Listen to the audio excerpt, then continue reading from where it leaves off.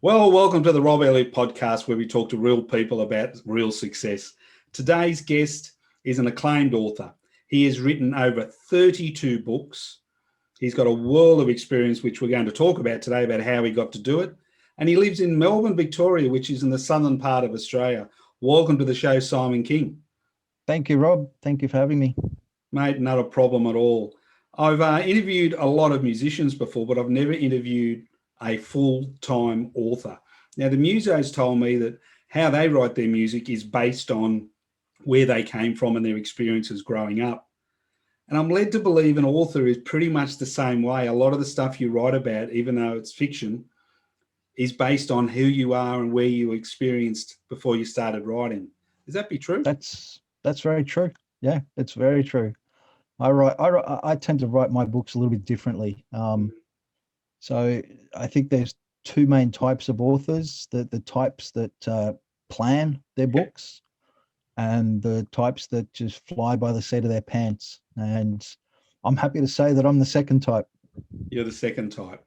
So just so our listeners from all around the world can get a bit of an understanding of who you are, well, what is the Simon King story? Where did you come from, and how did you end up being an author? Well, I think it goes back to just being a kid, being isolated, New South Wales farms most of my life, and not having many people around. I guess you tend to build stories inside your head. I kind of had a pretty traumatic upbringing with a violent father, so you tend to close yourself off a lot from the world.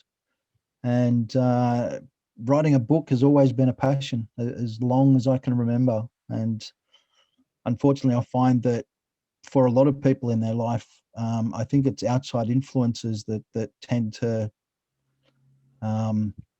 impact them, and you know, they tend to hold themselves back because of those experiences. And I found that it took me years and years to realize that, to where I had the strength to actually, write my first book. So at school, were you the creative kid that was terrible with school, but when it came to writing stories for the teacher, you absolutely shone? That's pretty much it. That's probably me in a nutshell. I wrote creatively. I was able to form characters and listen to those characters, and everything else just wasn't that important to me. Yeah. And what about when you left school? How did you attend to that creative need? Because we all have pressures when we leave school: get a job, get a safe job, be boring, work hard, and all of that. But a creative person, that doesn't sit well with.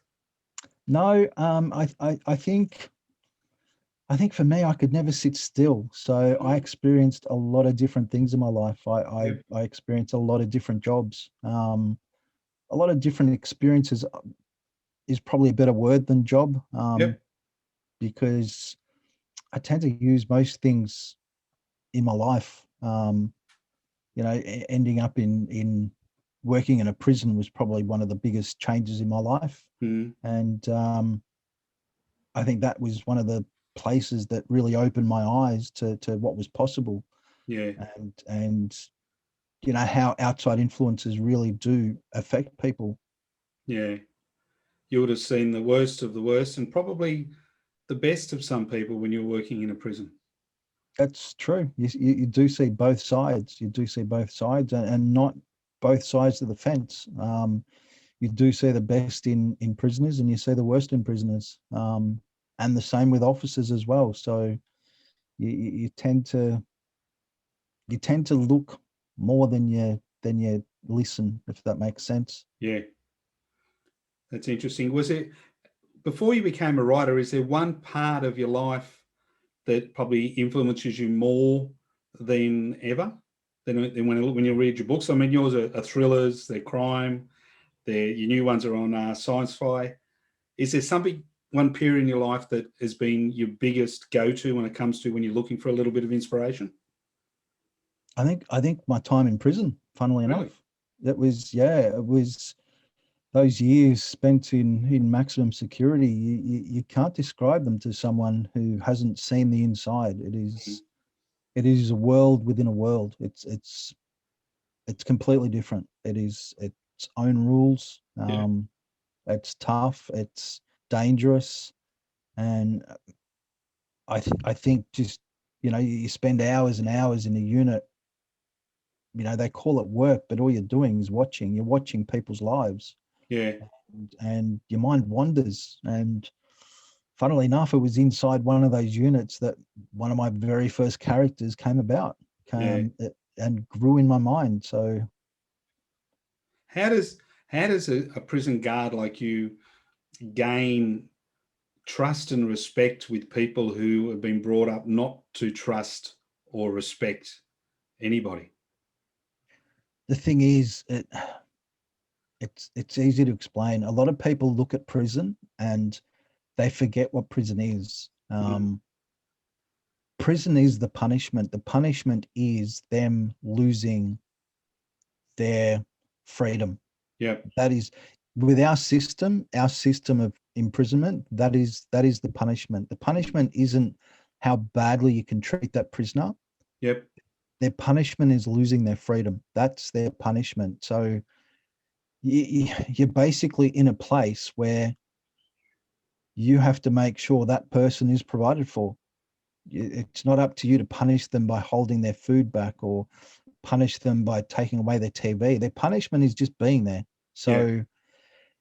and a lot of people talk about respect. It's not, I don't go out of my way to respect them. I don't disrespect them. That's the difference. I treat them as I'd want to be treated. It's that simple.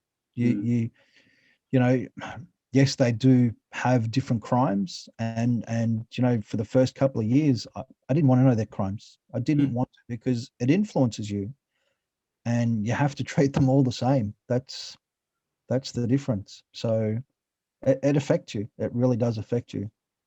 So if we go back to your first book series, what was your inspiration and what was it about? So, because our listeners won't know a lot about you from overseas, you've never written before, you've decided, okay, if this isn't going to happen unless I make it happen. How did you start that? So you became a published author and you got on this journey that you're absolutely excelling at now. I'd have to go back to my 47th birthday. Yep. 47th birthday. It was April 2018. And I remember I received a book. I received the book for my birthday as a present. It was a Stephen King book. I'm a Stephen King fan. I'm probably one of his biggest fans. Yep. I remember receiving that book and remembering my own dreams of writing a book. And I realized I was 47 years old, Rob. And that's when I said to myself, do you know what? This dream, it's never going to happen unless you make it happen. True. And I decided, and I think it was within a couple of days, I remember being inside a unit in a prison, and I remember watching this prisoner who was a notorious serial killer. And I remember watching him, and as I was watching him, I was thinking, do you know, what if he could get out? What if he could get out without anybody knowing and then come back in? Yeah. And it was then that I realized that if he got out and could kill and then come back into the prison, he would probably have the perfect alibi, because no one would suspect him because he's in prison. And that's how Harry Lightman was born. And I ended up writing the Lawson Chronicles. And I think, within a few short months, I published my first book. So. And what was it like? I asked the same question of a few of the musos that I've interviewed. What was it like when your first book got published and your first sale came through that wasn't a relative or a friend, a genuine sale with a genuine book? How did you feel inside? It was very surreal. And the funny thing is, Rob, no one knew I pressed publish. No one knew I was writing a book. I didn't share it with anybody. Yep. So the bonus for me is I knew when a sale hit that it was a genuine reader somewhere in the world, because I hadn't told anybody. So None of my family, none of my friends knew. Yeah. And it was overwhelming. No, And that's fantastic. it was like a drug. I needed to do it again. And Yeah. it didn't take me long to release the second and the third. And before I knew it, I had quite a few on my hands. Yeah. Well, I think last count when I was looking on your website, it was something like 32. Correct. Yes. Yeah. And now I'm going to expand into a new pen name, Yep. and head into science fiction territory. I have a bit of passion in that area as well. So really looking at exploring that side of things as well. So who taught you to write? As in, I mean, anyone can write a story, but when you're writing a novel, there's a structure, there's an intro, there's a preface, there's all of that. Where did you get all that knowledge from? Reading books. Yeah. Just Yeah, copy. I've never taken a course. I've never taken any sort of instruction from anybody. I just read. I've read my whole life, and I think once you've read enough books, you realize that well, you sort of begin to understand what makes a story great, because it's Yeah. the things that you enjoy about it. You know where to start, you know where to finish, you know what the middle needs to have, Yeah. you know what characters need to have to make them lovable. So Yep. um, I just picked up a pen one day and started writing. That's Yeah. Wow. So people often hear the term writer's block. mm-hmm. Have you had that? Or if someone here is listening who wants or is looking at writing a book and don't know where to start, or they've got halfway through and they've got what they call writer's block, how do you get over something like that? It's I tried to write this down for myself so I could remember uh, Yeah. when it happened to me. I've thankfully never had writer's block, Yep. but I've experienced something very similar. And it's okay. So before, when I said that I'm a pantser when I write, Yep. it's what that means is I think the problem with writer's block, I think what happens is people have this preconceived idea about what they want their book to be. So they have Yeah. a story, they have a beginning, they have a middle, they have an end, they have X amount of characters. And then what happens is they start writing, and then all of a sudden something happens that they hadn't figured on. Something happens where the character might head in a different direction to what they had planned. And Mm. what happens is they stop and they look at it and they think, why is he headed that way? I need him to head this way. Yeah. As a pantser, there's no track. I roughly know where the book's going to end, but I listen to my characters. My characters tell me the story. I know it sounds corny when I say this, but I'm only the writer. I'm not the storyteller. It's the characters that are in my head. They tell me the story, and all I have to do is listen and just write what they tell me. So if they tell me that they're going to go and visit their grandma tomorrow afternoon, that's where I take them and I explore that area.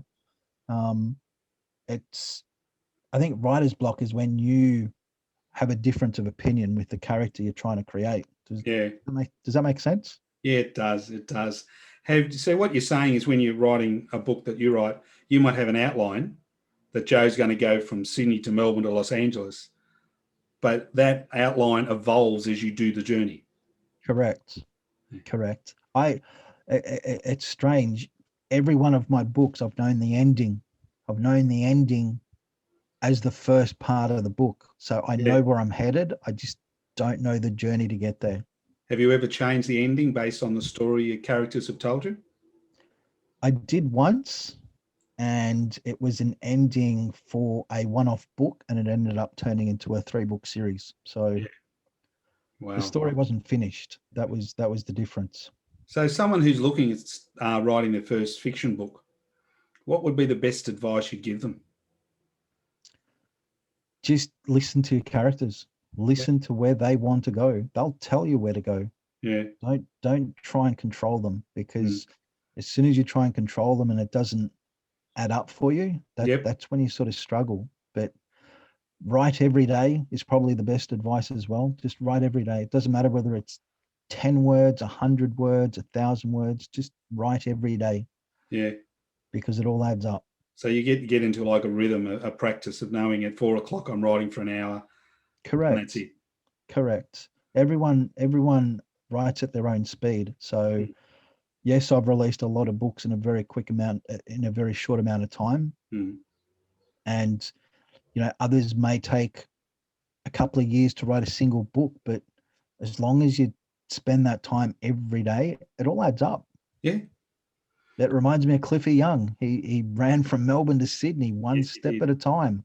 Yeah, mate, that's so true. And what's one of the traps you think for people who are just entering into this game? What's something that they need to look out for, that if they've never published a book or written a book before, that they could easily get caught up in, that it might surprise them the wrong way?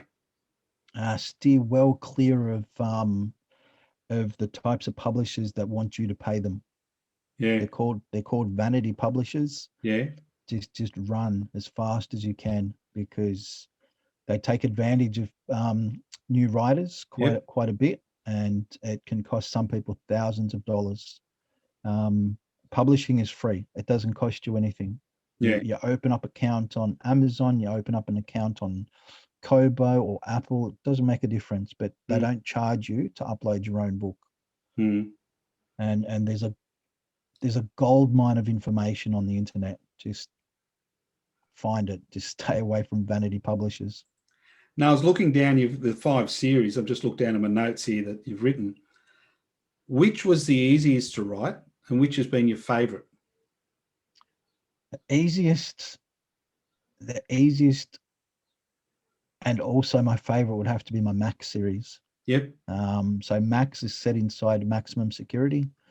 It's very similar to my Prison Days series. But it's a fictional story, and it's a fictional story that's very scary in one sense, that it could happen to anybody.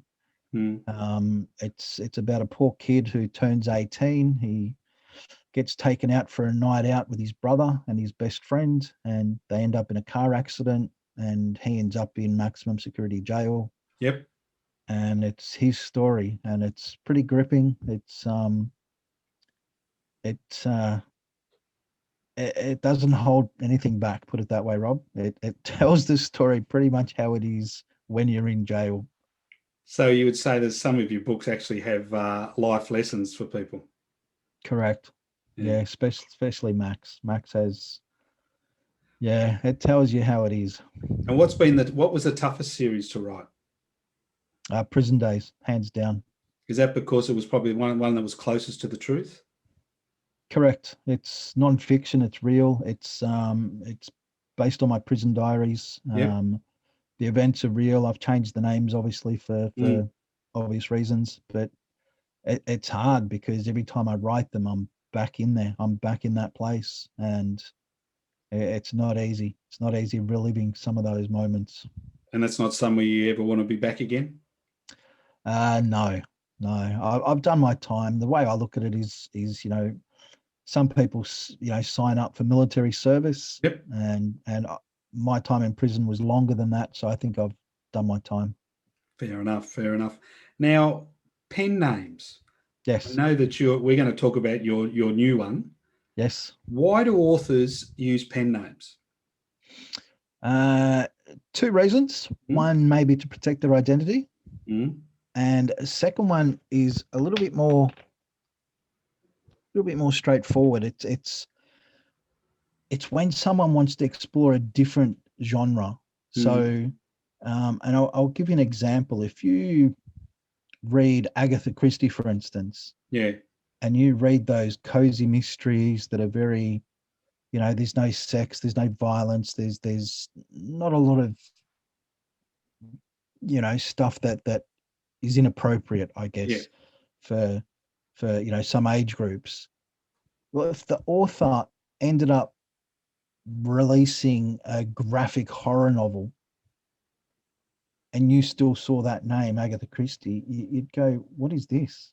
Who is this person?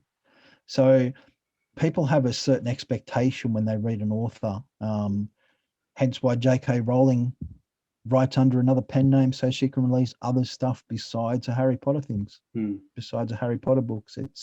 it's reader expectation. So that's why I've chosen a different one for sci-fi. So what is your new pen name and what's it going to be all about? Carter Nash. Yep. So Carter Nash is exploring a time travel series, which hopefully will be out starting April this year. It's about one of those guys that's just he's like a social outcast. He's very uncomfortable around people.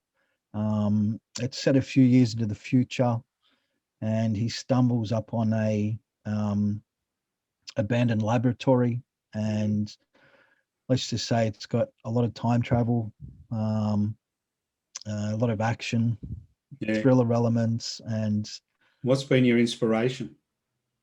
Probably just some of my own sci-fi passions. I'm a huge Back to the Future fan. Yeah. Love anything time travel. No X-Files in there? X-Files, X-File, the Stargates, the Star Trek, all that sort of stuff. But I just wanted something for myself. I've spent these years writing crime thrillers, and as much as I love them, it's time for me to explore something that I'm really, really passionate about. Yeah, mate, that's awesome. So you've had a challenging life, let's say that, behind the scenes, and you've come out the other side. If you were standing back at St Kilda Beach and that your 20-year-old self walks up, what would you tell him, knowing what you know now? Start writing now. Don't wait until you're 47 years old. The amount of books that I could have released in the last, 30 years. Yeah. Don't wait so long. And that's one of the things that, say again, sorry? You could have been Australia's next John Grisham. Could have been, maybe still, I don't know. Still can be. But, one of the things I love telling people, and, some people approach me and they say, how do you do it? How do you become a writer? And, I've always wanted to write a book. That classic, I've always wanted to write a book. Well, then write the thing. Don't say it, just write it. And the thing is, and I wish I could tell this to everybody, everyone is born the same. Everyone's born the same. You come out, you are a blank piece of paper. And I talk about the blank piece of paper a lot to people. It's only when you start being influenced by other people that blank piece of paper starts getting marks on it, and your dream starts getting overshadowed by everybody else's fears. True. So, how many people would love to sing on some of these, television singing shows? Mate, we're all good singers after a couple of beers. That's it. But why don't they do it? It's because everybody tells them not to. Yeah. And I think part of that is people are scared. They're almost scared of you succeeding because you highlight what they haven't done. And that's what holds people back. So do it. Just do it. Yeah. Look, I think that, mate, that's awesome. I speak to a lot of successful people around the world, and I don't think there's anyone that hasn't said the same thing. There was a time when they were too scared. There was a time when they listened to everyone around them, myself. Said, you can't do that. You don't want to do that. Be safe, get a boring job, do all of that. And now you look back and you go, well, you know what? I should have just done it. I should have just done what I wanted to do. Because there's no such thing as failure in life. There's only lessons. You're going to write a good book, you're going to write a bad book. You're going to do a good video, you're going to write a bad video. That's exactly right. And the thing is, there's no such thing as a bad book, Rob.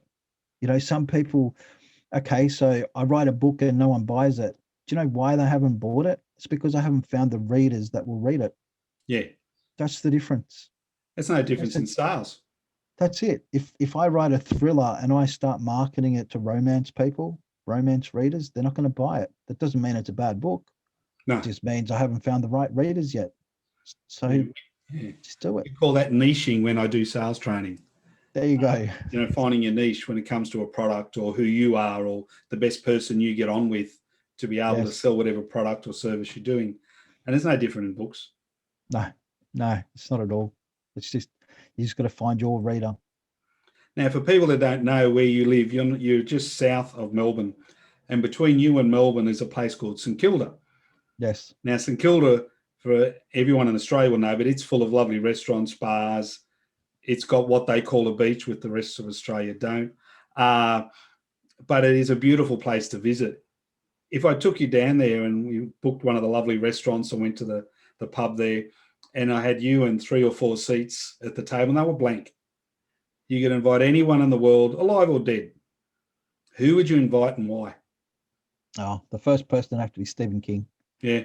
I've listened to his YouTube videos. I've listened to, some of the presentations he's done. I've pretty much read all of his books throughout my life.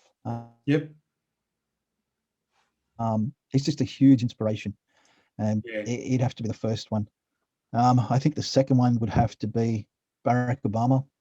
Yeah. He's just, from president to cool guy. I think he's the ultimate cool guy. He just knows how to hold his own, I think. He's just one of those people you just want to sit down and talk to. David Gogram, he's another one. David Gogram. He's an Irishman. He's an author. Yep. And he just knows absolutely everything there is about independent publishing. The guy is a genius. He's just a rock god in the authoring world, I think. Yeah. And another one is Dave Chesson. Dave Chesson is just he's an ex-Apple employee. He's ex-American military, and he just helps indie authors, like no one else on this planet. He's incredible. Awesome. Yeah. So do you have a favorite restaurant in the Melbourne area that you like to go to when they're open? Not really a restaurant kind of guy. Yeah. But I remember going to Gordon Ramsay's when he had his restaurant down here. Okay. That was an experience and a half. I think that was at Crown. Yeah. That was a different experience. That was. Someone asked me the same question the other week, and I looked at him and said, similar to you, I go for the food, doesn't matter where it is. And I said, you'd be amazed. I said, I went to a place called Tilpa, which is in central West Australia, in New South Wales, but it's in the middle. It's 250 kilometres from any major town. Yeah, wow. And to go to this pub, you've got to go down a dirt road both ways. It doesn't matter. And we had the best steak sandwich 200 and something kilometres from anywhere that I'd had in months. And it was all fresh. Yeah, wow. So sometimes it's not the name of the restaurant. It's sometimes just the location and who's cooking on the day. Do you know one of the best places to get fish and chips here in Melbourne is Mornington Pier? Yeah. It's just a little fish and chip shop on the Mornington Pier, and it is the best. Unbelievable. Well, Simon, it has been absolutely awesome speaking to you. Give yourself a plug. If someone wants to find a little bit more about the novels you've read and if they can buy them, where do they go? You could probably just go to booksbysimonkking.com. Yep. All of my links are there to all of my books. Awesome. And they can drop you a line there, or if they've got a question. Yeah, for sure. Definitely. Yes. I'm also on Facebook. Yep. I look so forward to reading about your new series when it comes out. It's fantastic. Going to be a big step change for you, and I wish you all the best. And thank you so much for joining us today on the podcast. And as we say to everyone, have a groovy day. Thank you very much.